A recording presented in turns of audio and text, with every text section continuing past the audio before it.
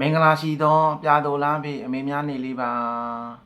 အမေများအားလုံးနေ့ရက်တိုင်းမှာစိတ်ချမ်းသာခြင်းကိုယ်ဤချမ်းသာခြင်းနဲ့ပြည့်စုံကြပါစေလို့ဆုမွန်ကောင်းမေတ္တာပို့သပေးရပါတယ်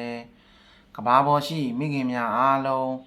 စိတ်ချမ်းသာခြင်းကိုယ်ဤချမ်းသာခြင်းလိုရင်ဆန္ဒများပြေဝကြပါစေလို့ဆုမွန်ကောင်းမေတ္တာပို့သပေးရပါတယ်မြန်မာနိုင်ငံသူမြန်မာနိုင်ငံသားများအားလုံးကိုယ်စိတ်နှပြဘေးရန်ကင်းကွာကျမချမ်းသာကြပါစေ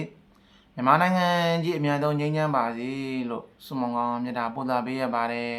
မြန်မာနိုင်ငံမှာဖြစ်ပေါ်နေသောသဘာဝဘေးမျိုးမျိုးတို့မှလည်းကင်းဝေးပါစေလို့ဆုမွန်ကောင်းမေတ္တာပို့သပေးရပါတယ်တိုင်းတစ်ပါးရောက်ရွှေမြန်မာများအားလုံးကိုယ်စိတ်နှပြဘေးရန်ကင်းကွာကျမချမ်းသာကြပါစေအလောက်ကန်စီးပွားများဒီလာခဲ့သို့တိုးပွားကြပါစေဖမ်းဆီးရန်မှလည်းကင်းဝေးပါစေလို့ဆုမွန်ကောင်းမေတ္တာပို့သပေးရပါတယ်တိုင်းတစ်ပါးရောက်ရွှေမြန်မာများအားလုံးမိဘပေါ်တက်သည့်နားလေလိမ္မာသောသားကောင်းသမီးကောင်းယတနာများဖြစ်ကြပါစေလို့ဆုမွန်ကောင်းမေတ္တာပို့သပေးရပါတယ်ဒီနေ့ဟာပြာသူလားပြည့်ကျွန်တော်တို့ဗုဒ္ဓဘာသာမြန်မာဝင်တို့ဤအမိန်များနေလေးပဲဖြစ်ပါတယ်ကဘာပေါ်ရှိမိခင်များအားလုံးကိုယ်စိတ်နှပြဘေးရန်ကင်းကွာကျမ်းမာချမ်းသာကြပါစေလို့